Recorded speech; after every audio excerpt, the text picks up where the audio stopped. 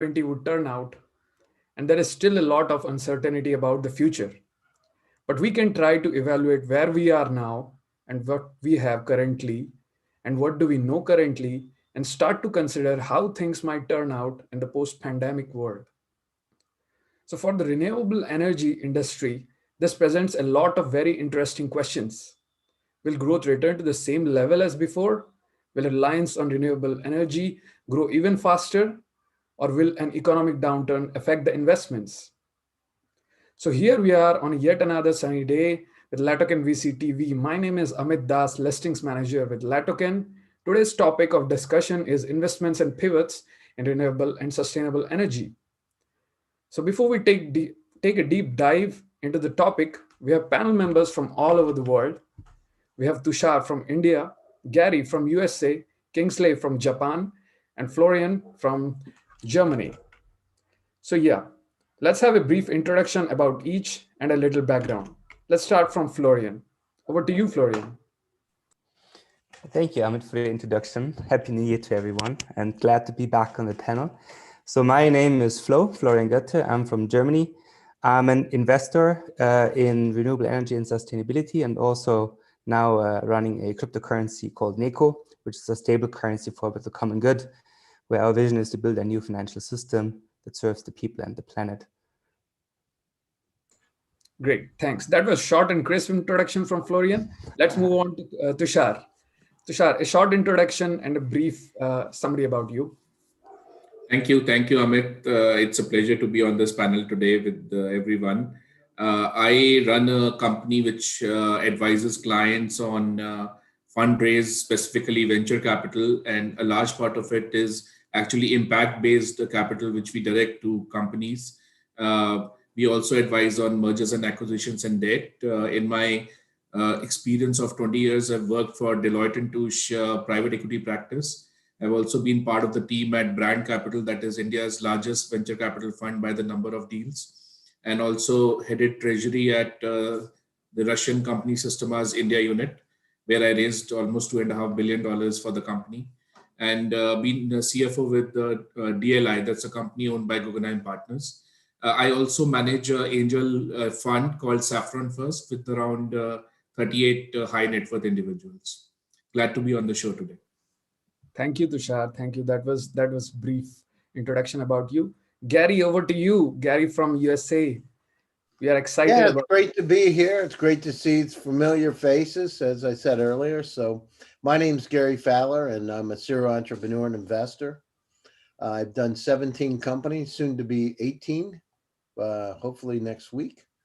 And I love artificial intelligence and quantum computing, because AI is a new electricity, especially as we move from semi-supervised to unsupervised AI to manage the massive amount of data around us. I've been involved in 2 unicorns. I was on the original management team of Click Software, which was sold 21 months ago for $1.35 billion to Salesforce. I also am the co-founder of Viva.ai, one of the top AI HR tech companies that I founded in Silicon Valley with David Yang, a billionaire from Russia. And so he's Armenian, Chinese, Russian. So he's got a very unique background. Also started the first accelerator in Russia and the #1 private corporate accelerator. I write a lot about the AI and quantum. Actually, my new article in Forms is the quantum internet, and that'll be coming out next week. So writing a little bit about that. I'm a country boy from Pennsylvania, grew up on the side of a mountain, a 500-person village. So, we used to detassel corn and feed the cows and pigs and all that. So I'm a real simple guy when it comes to life. Great, Gary. That was a short introduction about you, your life, and your investments so far. Thank you. Let's move over to Kingsley. You're on mute, Kingsley. Kingsley, you're on mute. Sorry, Kingsley, you're on mute. Yeah, you can hear me now. Yeah, a pleasure to be here again. And you already know me. I'm a serial entrepreneur, investor, co-founder of founder of FBC Fund Time. Started my first company when I was 21, and I've been doing what I do best, is invest in clean energy, invest in health tech, invest in digital payment system, which are my major focus. And I've helped to structure several blockchain projects and not blockchain projects. So I'm glad to be here, and I'm going to take up that follow. I'm a small boy. I'm from a small village in Africa that moved 20 years in Japan. Japan has been very good to me. Thank you.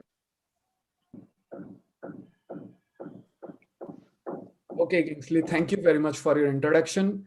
So before we move on, I have a short message to all our viewers. So if you are a startup, then please face the investors. This is the fastest way to get a complete laundry list of objections that is required to reach your visions. So yes, before any further ado, let's move on with our session. We have a first question. Uh, so let's begin with the first questions as current market sentiment towards renewable and sustainable energy sector. Let's start from Tushar. Tushar, what are your thoughts on this? Thank you, Amit.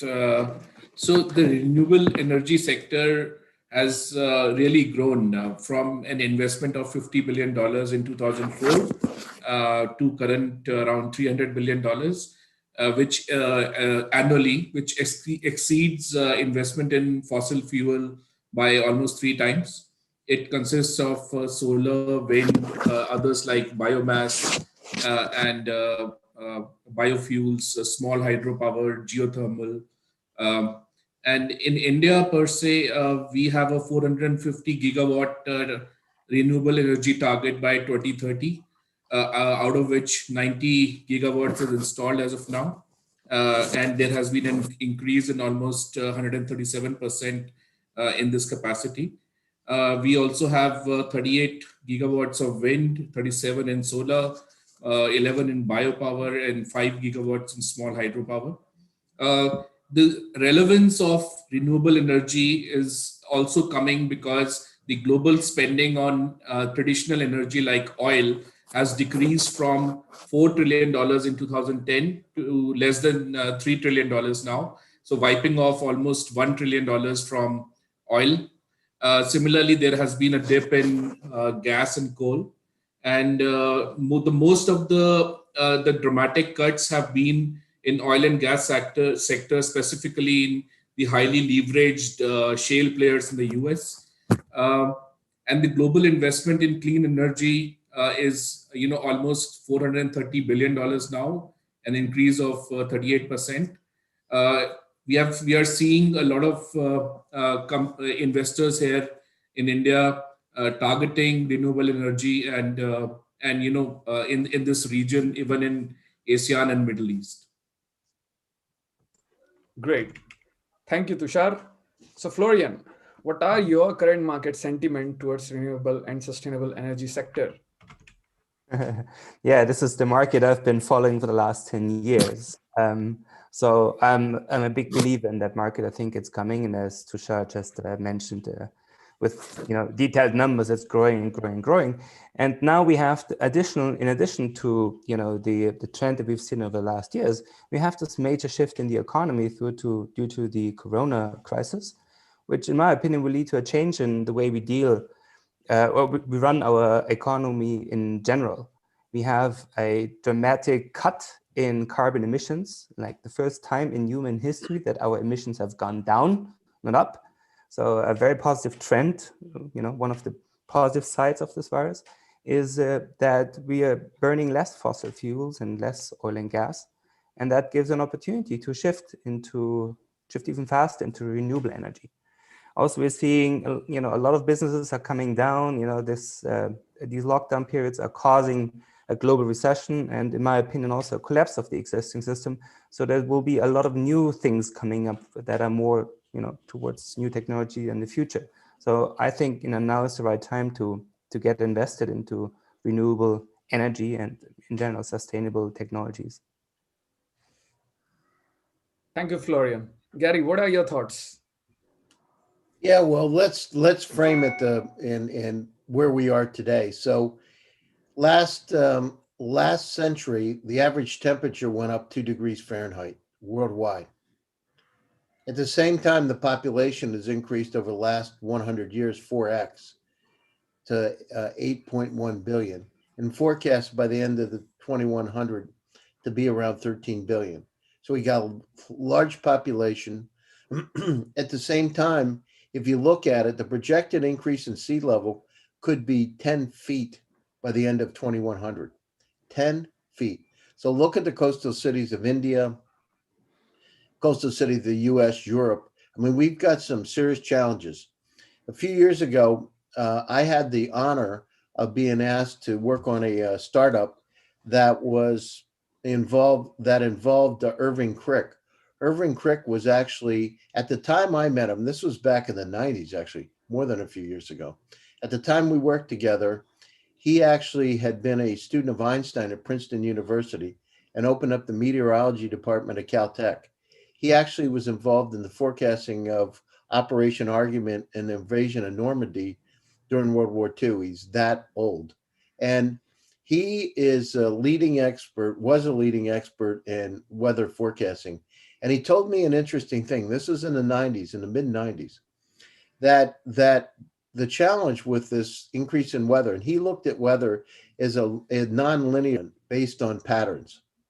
And he said, based on the increases, the things are going to happen, like the Gulf Stream will slow down, which will affect the food supply. We're going to see hurricanes, instead of being at 180, 190 miles an hour, up to 250. We're going to have very strange weather patterns occur. And guess what? It started. So I'm encouraged, just like I believe Florian had said, the Himalayas were seen for the first time in 30 years. So encouraging signs. It means the planet can heal, but at the same time, it's not like we should do it. We need to do it. We have to do it. If we're going to be able to survive on this planet, I mean, think about it, 2 degrees in the last century, 2 degrees. And as these polar ice caps melt and there's methane gas release, it'll completely strain our system. So there's a lot we can do, but the hope is, and the beautiful thing is that we are very resilient as humans to be able to overcome these objections, and we got to do it now. So battery technologies that were being developed. I'm a big proponent of all things electric, and including electric bikes. I got 6 of them. So there's a lot that we can do, but we need to it's not like, should we do it? And let's discuss it. We have to do it now. There's not enough potable water on the planet Earth also, drinking water. I remember Dr. Crick was saying water will be sold. This was in the 90s when you were still getting free water for dinner when you would go out, or lunch. He said it'll be sold in bottles, and then it'll be traded as a commodity. And guess what? It started. All right, Gary. So, which brings me to one question: why can't we desalinize the water and drink it? I'll ask you this question later in this show today. So, Yeah, please, sure. I mean, I can answer it right now. yeah, you can whatever you want to talk about it, because it's a massive project. It's not so easy, right? And the other thing was we're polluting the oceans. There's mercury. There's all kinds of things out there. So it's a matter of it's a process. It's a major process to do desalinization. It's not so easy. But so go ahead, Gary. Go ahead, Florian. Yeah, Gary, you're mentioning it, and it requires a lot of energy. So I live half of my time. I live in Malta, a country that is so small, and on an island in the Mediterranean, it doesn't get much water. So they cannot feed their population with just rainwater. They have to desalinate water, and it doesn't taste well. The tap water you get there is just not very tasty and not very healthy, in my opinion. So desalination, I think, is a good technology, a good solution for the future, especially when you use it for agriculture to irrigate crops. But the key to that is to have sustainable and renewable energy to make it possible. Otherwise you're making the problem worse. You're burning fossil fuels to heat up the atmosphere even more, to desalinate water, to get more water back onto the land. So I think here is another reason why we need renewable energy. Great. So, Amit, I feel that whenever a decision is right in commercial terms, then the market forces, they come in and, it becomes a whole new market. So, I'm referring to what Flo said, what Gary said. Just as the price of solar panels started becoming so cheap that the price of solar power started becoming cheaper than oil and gas, and the whole phenomena started to pick pace. So, the same kind of democratization, the same kind of salience in prices has to come on the desalination side. Saudis, I heard they are quite big on desalination plants, but they can afford it till now. I mean, till the time oil and gas is flowing freely. How many countries can actually afford that kind of water? I mean, I put up in India where our water table is going down because the government is providing free electricity to farmers in many states. They use this free electricity to for tube wells and for taking out groundwater and using it for agriculture.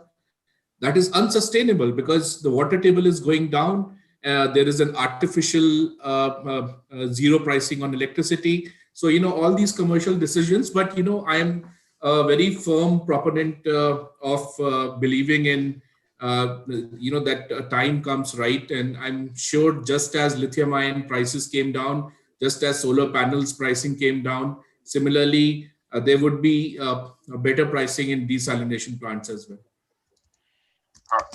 I am actually happy that we are talking about this right now because 20 years ago, 10 years ago, the awareness was very small. The awareness that have come into the energy sector, the clean energy sector, is very big. People are becoming to realize from their day-to-day life that things are getting tougher. The climate is changing, it's getting hotter, it's getting worse all around the world. So people are more aware that we need to clean up the earth, we need to clean up the environment. We need to, even the younger generation are more prone to this in what they are doing. The fact that we are able to impart this knowledge on the coming generation means that they will be able to make those changes that we are doing right now. When you look at some countries, like you actually said, the affordability becomes the problem. It's not that they don't want to do it, but they cannot afford it. So that the fact that the prices are coming down and using what is around us, using using water, using wind, using different solar panels and things like that, would actually create a better future for our children's children. So for me, it is positive. I'm really happy about the way it is going. People are more aware of it. The other brother has been there for 10 years doing what he does best. And I'm happy to be investing in clean energy. And whatever support we can give, we should give that our children should have a better future, not the one we are having right now. Thank you, Kingsley. Which brings us to the next question. Will the renewable energy and sustainable energy pose a threat to all the oil, gas, and coal sector? Let's start from Florian. Yes, of course. Yeah, you see a lot of big investors, even investors like the Rockefellers, who were one of the initial investors behind Standard Oil, have moved their investments out of oil and gas. And, it's just not... it's just not good for your corporate social responsibility if you still invest in these technologies. So more and more companies and investment funds are moving out. So yeah, it's becoming a threat. And of course, that's something that has to happen. We have to get off oil and gas because we're running out and we can't afford to pump more carbon dioxide into the air. We should have stopped 50 years ago. So yeah, it's posing a threat, and it's a very good thing to happen. This is competition, and one technology replaces another. That's just a normal process in the evolution of technology. You're on mute, Amit. Sorry, Tushar, what are your thoughts? So, that's happening. I mean, we see Middle East countries adopting very different tones because they are seeing the writing on the wall that, they have to diversify their economies away from huge reliance on oil and gas. And the party cannot continue for a really long time. I mean, And it's quite ironical. I mean, these Middle East countries, they're the best source of direct sun. They're very hot countries. I mean, they should be the first ones where all these solar energy plants should be set up. And but that is happening. So wiping off of more than $1 trillion investment.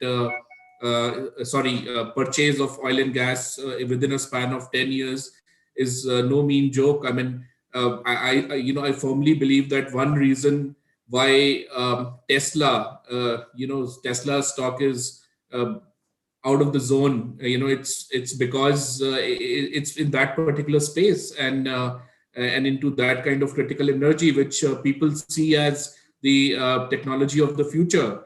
And at these kind of stock prices for a company like Tesla is setting tone for other companies to jump in and driving that kind of investments. But Amit, you also mentioned, apart from clean energy, you mentioned sustainable part also. And sustainable investing is an investment discipline that considers environmental, social, and corporate governance. So, even if you look at it apart from environmental factors, then there are other social and corporate governance factors which are driving this kind of investment in these companies. So almost one third of dollars under professional management in the US, which is almost $17.1 trillion, was managed according to sustainable investing strategies. That's a huge number. And the investor is very conscious that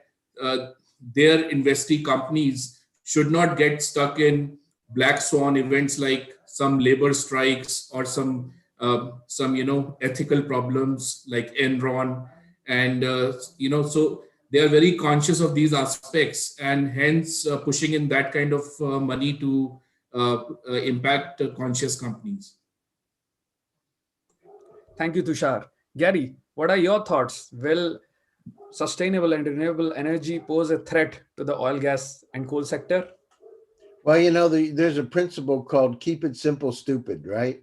And so you don't have replenishing supplies of oil and gas, and you've got a lot of capability for renewable energy. So yes, if you look at companies like Shell, I mean, I've actually had discussions with their venture arm. I mean, they're looking for areas they can invest in. And if you look at the electric battery, the battery technology has dramatically improved. In fact, I'm actually going over today. I have one of the latest e-bikes, and I had a diagnostic issue with my battery, and bikes aren't the way they used to be anymore. So I'm taking it over. They are diagnosing it, but the batteries have had improvements on e-bikes anywhere from 10 to 30% every year. So, and the reason I'm saying it is because people are actually using them, especially during the pandemic, right? Bike sales are up 67, 68% worldwide. So we realize part of the problems, no matter what you have, is to be able to identify what the problem is and talk about what the ramifications of the problem. And we've got things like ice around the world, right? 40 billion tons were lost on average a year. And then in the last decade, it was 252 billion tons. That's a lot of ice to melt, right?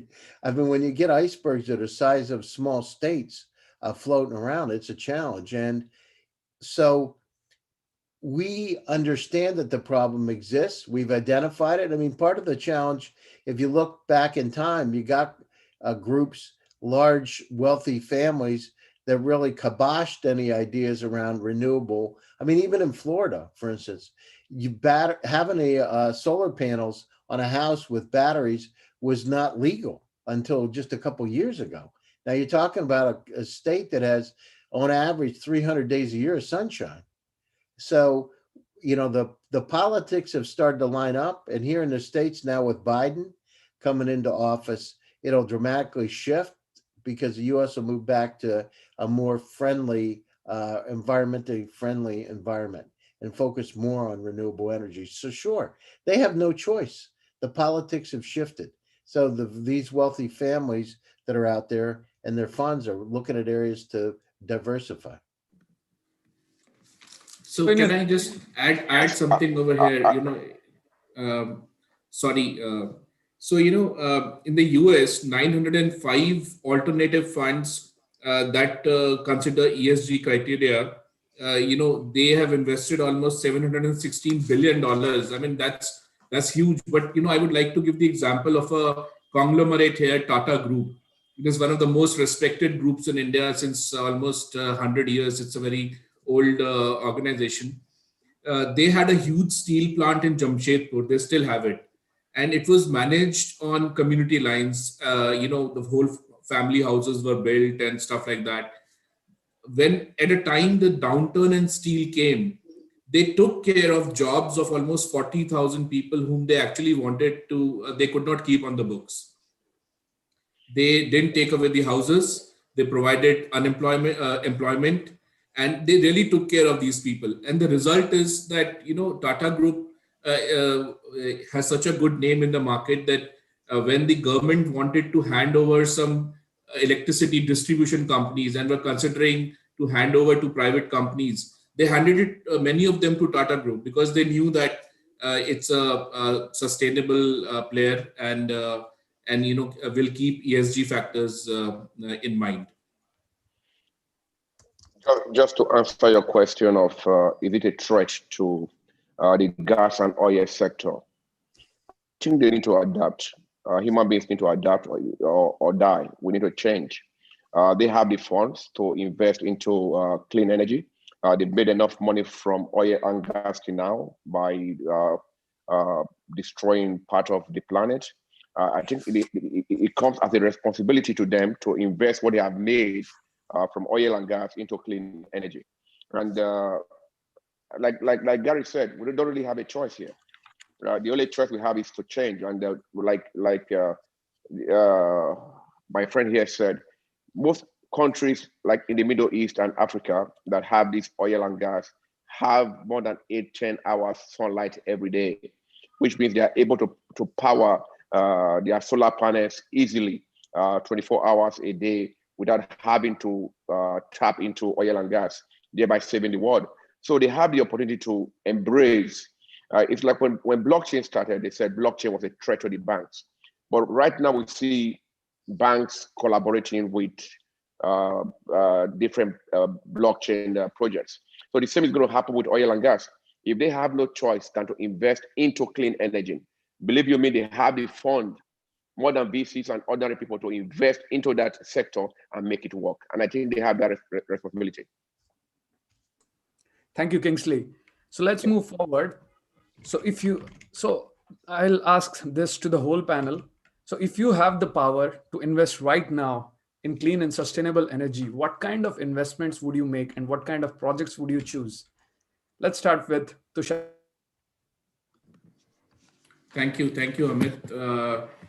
So it's no longer a choice. I mean, there is a study which says that investors are very conscious, regulators and governments are very conscious, and there's a growing recognition that ESG can potentially identify investment risks and generate excess returns. So if you look at the top S&P Standard and Poor 500 constituents, the top percentile, they rank high on social sustainability, and they have outperformed the bottom quartile, which are basically social laggards. So it's no longer a choice.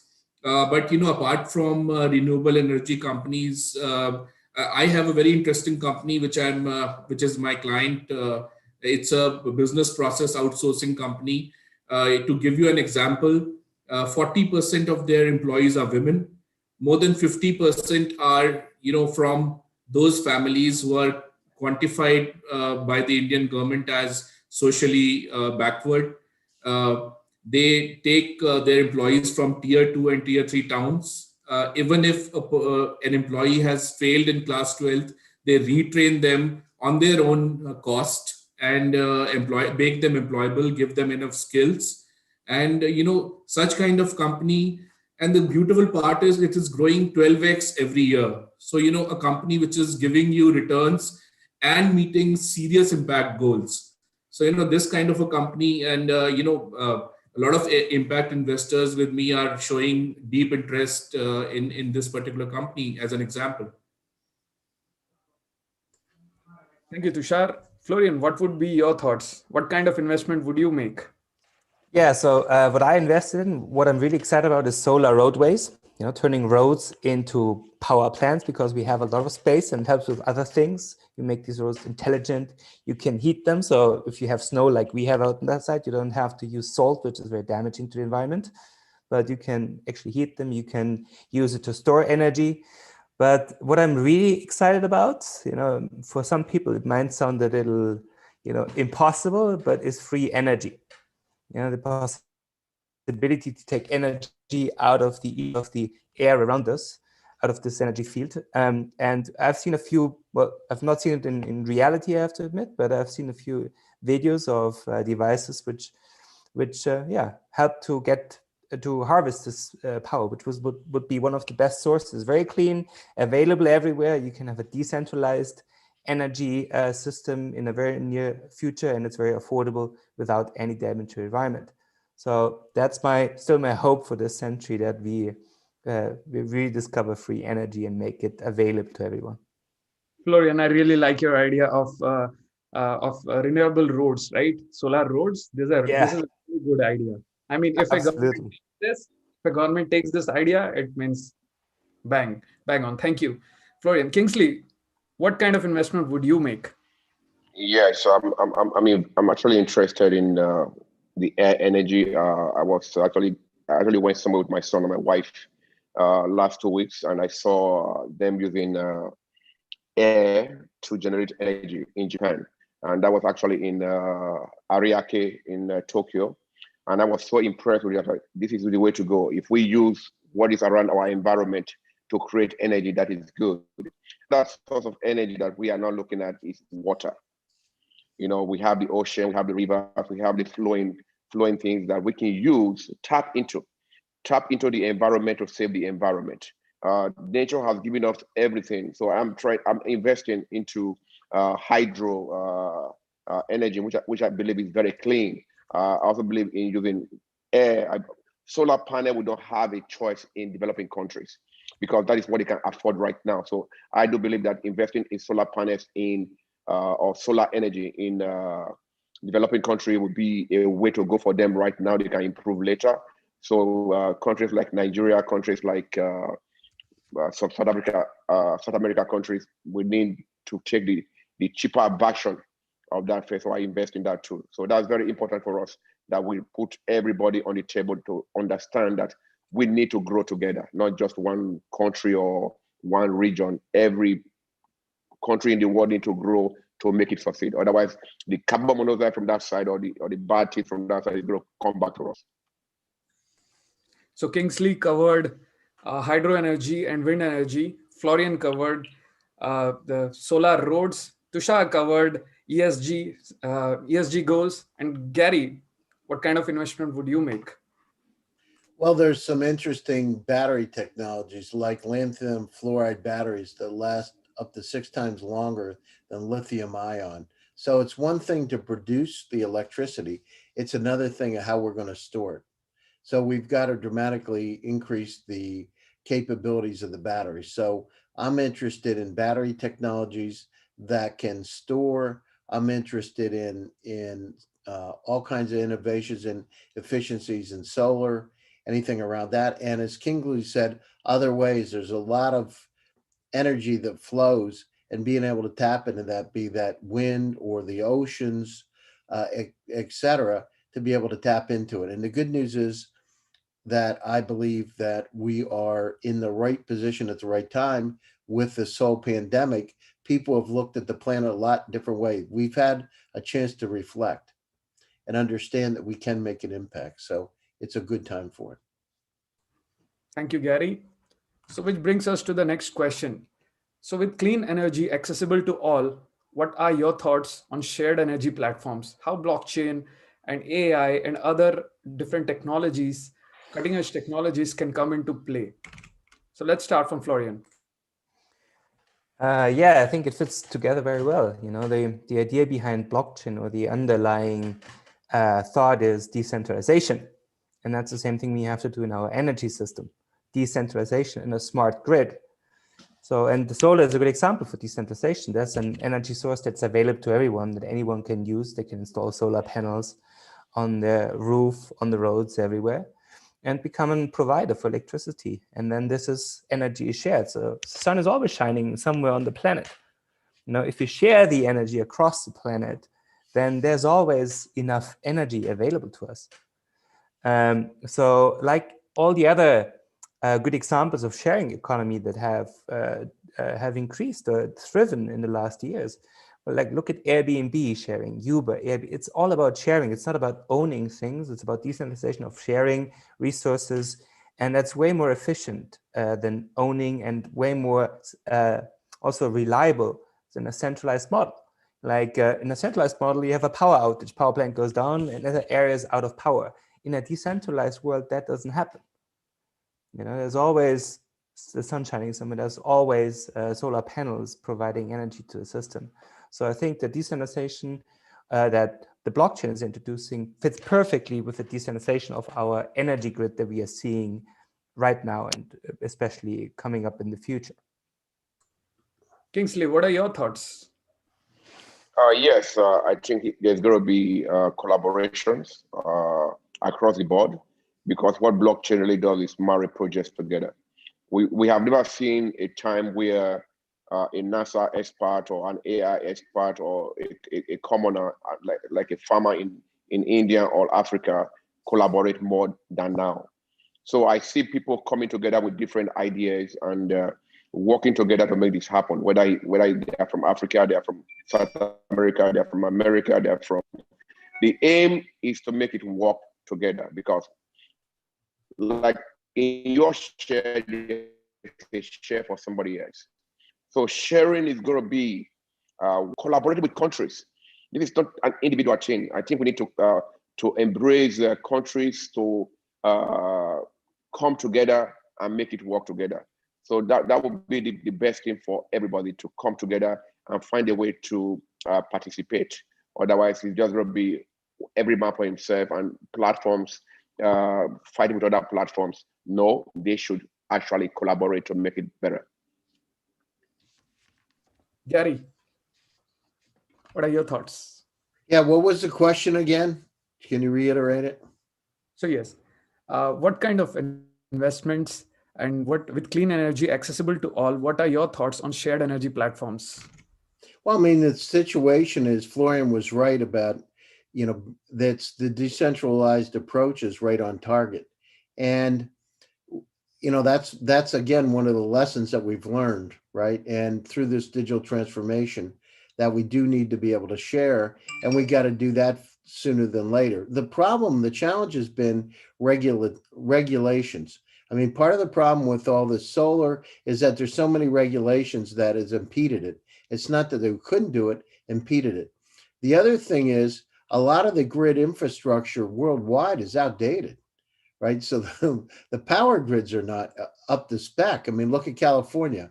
Now, now this is the thing that really bothers me. And again, I'm a keep it simple, stupid guy. You've got one of the most advanced locations on the entire planet Earth, and you can't get enough power. What's wrong with that picture? It's toilet paper and power. Now, how can it be? We got quantum computers and you can't even get a roll of toilet paper. You've got an advanced state with about 55 million people that can't get the power. So we've got to go down through and put some money and invest in our grid to be able to understand that we can share and how to be able to do it. Because if you don't have the gates that can open up to sharing, you're in trouble, right? And so let's go back to basics and fix the grid. And sharing should be the way we do it. And I'm sure that will happen in a decentralized approach. Yeah, I think you're right on point, Gary, with that. The grid is the problem where we need to improve. You need to be smart. Right now, it's a really stupid grid where you have to produce the electricity at the same time you're consuming it. We don't have storage. And that's with the new battery technologies that you also mentioned. That is coming. That is part of the future, to store energy and then use it when you need it. Exactly. And from my experience in my investments in solar, the biggest problem was always the regulatory.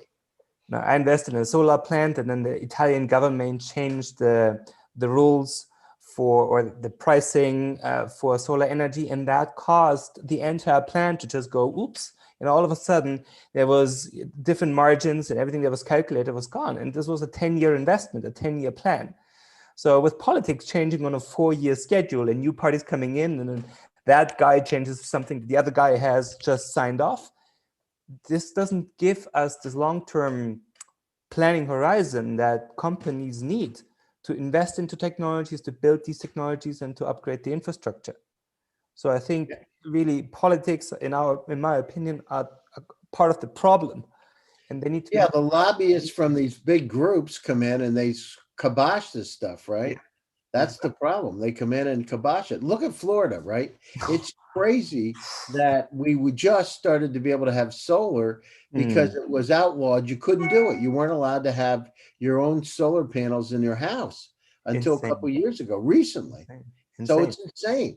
But that's because you have big lobbyists coming in and not wanting to do it and having the political clout to be able to kibosh it. So, it has to change. The good news is with Biden in office in the States, things have already started to shift back into a environmentally friendly environment. So that's a good news. And I'm not saying I'm politically inclined either way. I'm just saying that, I believe we need to heal the planet. And this is a step in the right direction. I think it's all about continuity. There's no continuity. People, you belong to this party, you belong to that party. When this party goes out of government, then you stop what is happening. But Japan has been able to put this problem behind them. There's continuity.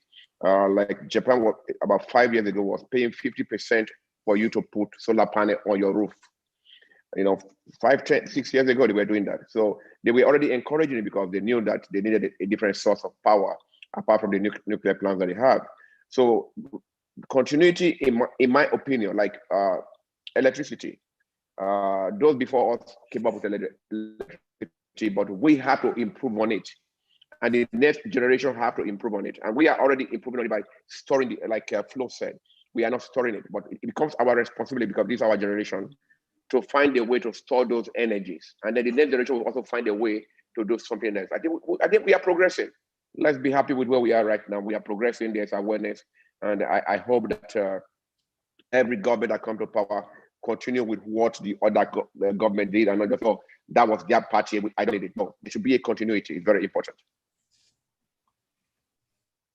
Tushar, your thoughts on shared energy platforms, please. So, I 6-7 years back, I had gone to Bangalore and I was sitting in venture capital fund's office, Bessemer Venture Partners, quite a good name here. And I saw a company on the wall, the logo of a company, India Energy Exchange. And it just so happened that, I was visiting all these venture capital firms, and on each of their wall, the logo was there, India Energy Exchange. And I said, man, everybody's investing in this company. I mean, then I checked the valuations and stuff, and they were just going exponential. It is just a simple energy exchange, and just because they had this exchange, it was booming. I mean, there was excess supply of energy in some locations. There was a shortfall in another. And hence, the company was just breaking roofs. So I fully agree with the Flo there and Kingsley and Gary there that a lot of it is actually vested groups trying to stop the sharing part, and also governments changing and hence reversing the earlier government's decisions. But just as the gig economy has taken off, and with Airbnb and WeWork, and so the sharing of energy has to take off.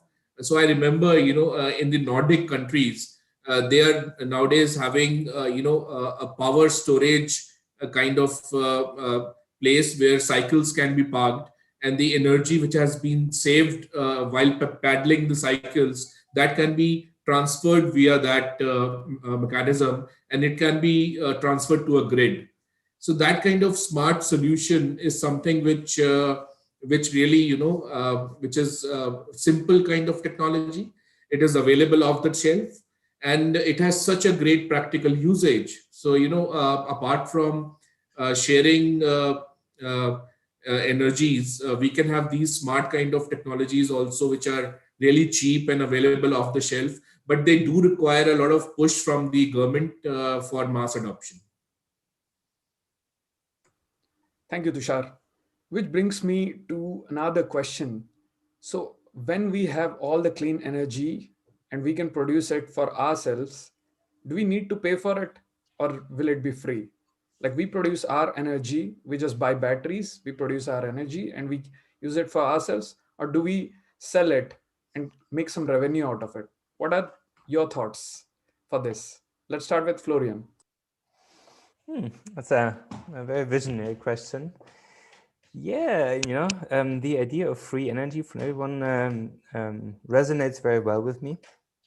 I believe that the basic services for the people should be free, like shelter, food, and energy. However, one of my values and my company's values is efficiency, which means there always has to be a limit, otherwise people keep wasting it.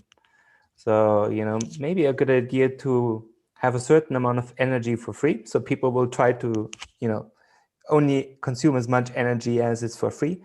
And if you pass that limit, then you have to pay. I see this possible.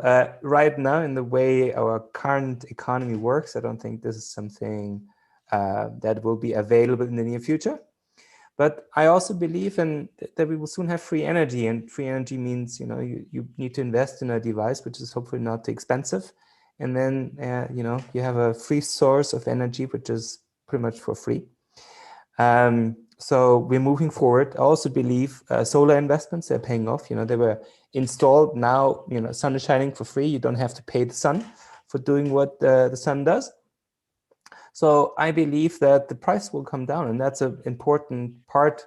Going back to the earlier questions, why is renewable energy threatening the markets of oil and gas? Yeah, because it gets more and more expensive to get the oil off the ground, to extract it from the tar sands of Canada. But the sun and the energy and the previous investments into solar are getting cheaper and cheaper and cheaper. So the prices for renewable energies are going down, whereas the prices for fossil fuels will go up in the future. Great. Gary, what kind of thoughts do you hold in this area? It's kind of funny, Amit, because I'm a Nikola Tesla fan, and he wrote a paper called The Dissipation of Energy in 1892, talking about free energy in the ionosphere. So, it's amazing. If I don't know how much you read Tesla, but I've looked at a lot of his patents. In fact, in my other room, I have one of his diagrams for a patent and a letter from him. So I only say that because these are ideas we've had for some time. In a perfect world, it would be great to do it. The challenge is you've got politics.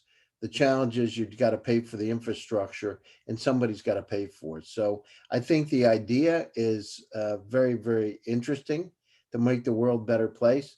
But in terms of the practicality and infrastructure, I'm not sure that that's going to happen. But it's a great idea. And if you read The Dissipation of Energy from 1892, it'll give you some interesting thoughts, that's for sure. Great. Kingsley, what kind of thoughts do you hold? Yes, at the short run, I don't believe that there's going to be free energy. At the long run, there may be free energy, and I don't believe in that. I'll bring Japan into focus again on this. When Japanese make roads, they put a toll gate. Once they make the money that they used to make the toll gate, they make it free. Because otherwise, investors are not going to invest in it. If you are going to tell me that it's going to be free, I would not put my money in there because I want to get my money back. So we are going to invest in the projects. We get the projects going, but we should not be greedy. By the time we get our money back, everybody has getting their money back. I believe we should now allow it to be free. But there should be regulations put in place to avoid waste. Human beings are used to waste. We also have to remember that there has to be a maintenance culture. These infrastructures need to be maintained when they go bad. So we need some kind of revenue to be able to make them work. So there should be minimum, not what you are paying right now, but minimum payment, let's say $1, $2, so that if anything occur, they are able to fix them. We are able to repair them. So at the short run, there's not going to be free energy for a very long time.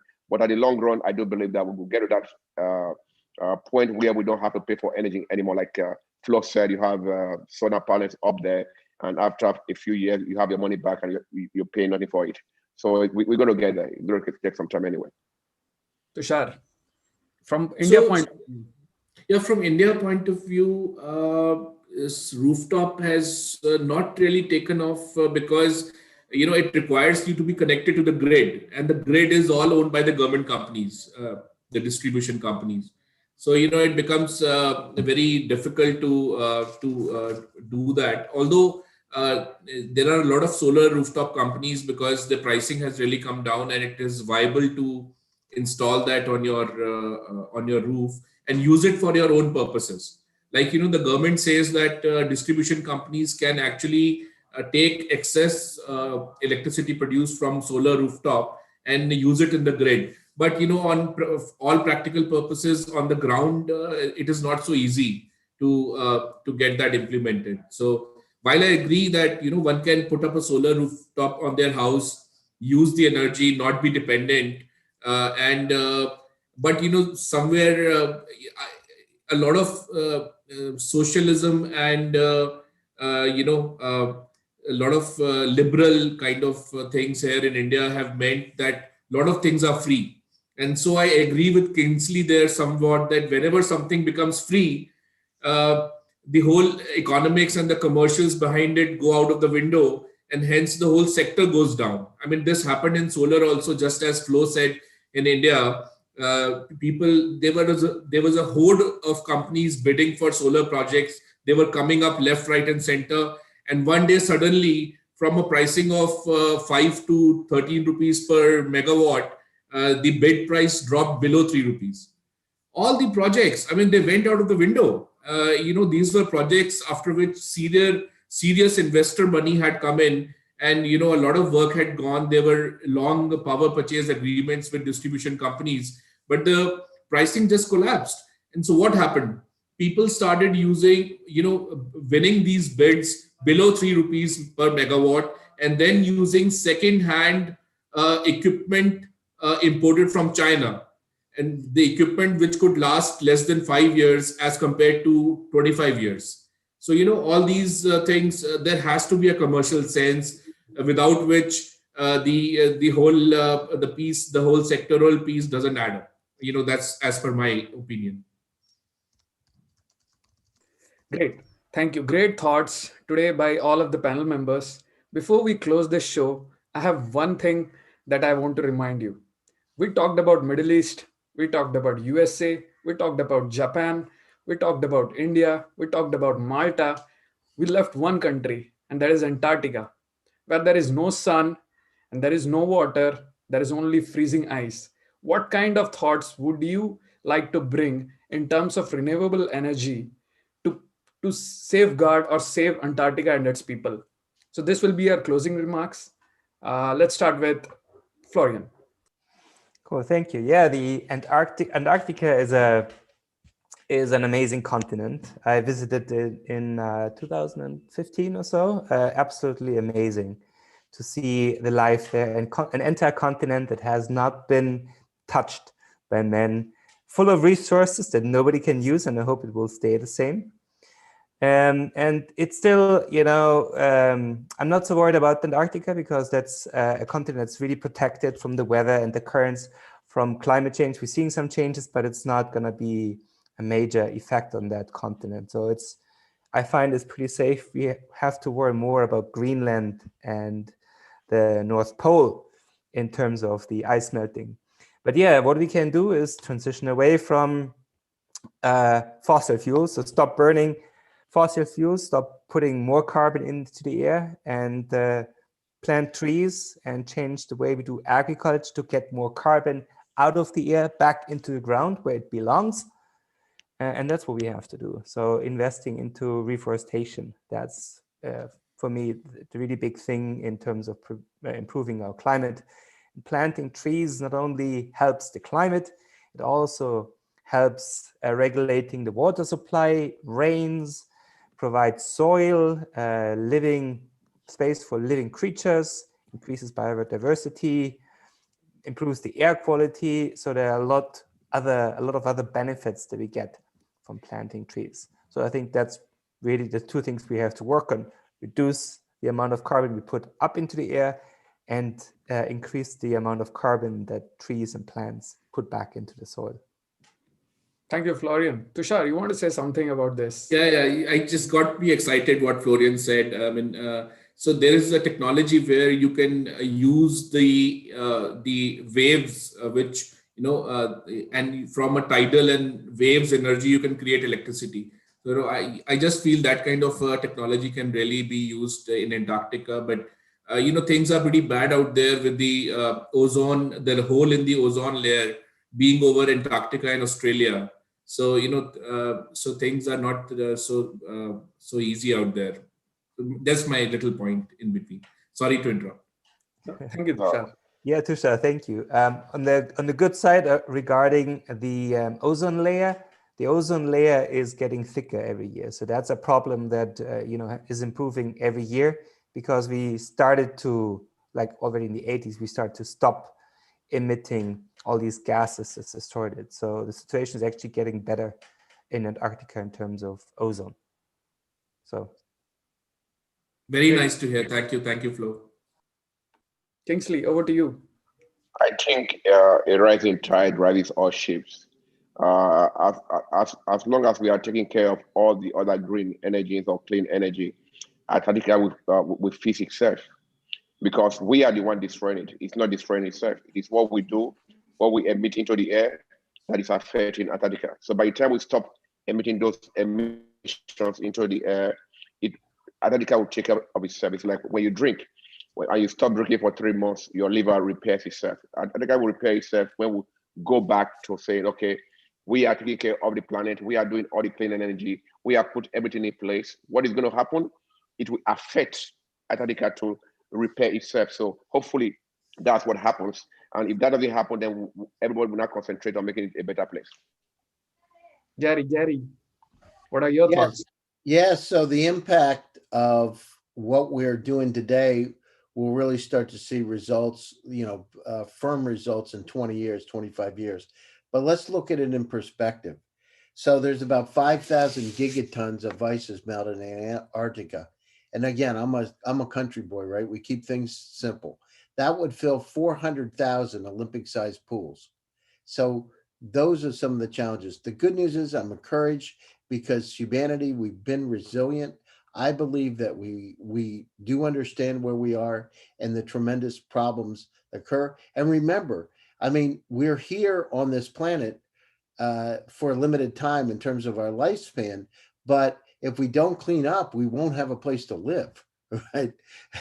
And Mars won't be like something that we should do. It'll be something we need to do. And and I do invest in space tech companies myself, so we will be going to those other 6 billion Earth-like planets in the Milky Way, and we will start to do it. I mean, there's a reason that all kinds of different reasons that Blue Origin and SpaceX and Sir Richard Branson are looking at space, because we're going to have to migrate to other places. So anyhow, but I'm encouraged that we understand that there's a problem that's a huge problem and it's not overlooked.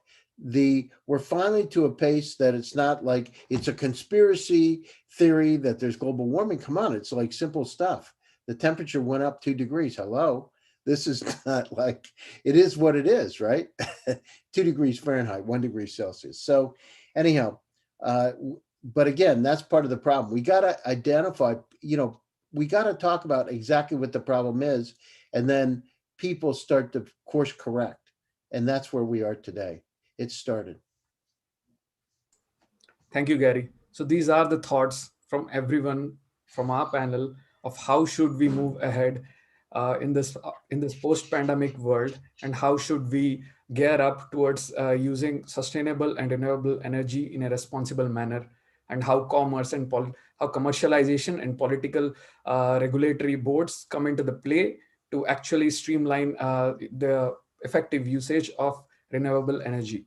So, which brings us to the show today, end of the show today. So, thank you everyone for the show and for your valuable thoughts. We'll meet again tomorrow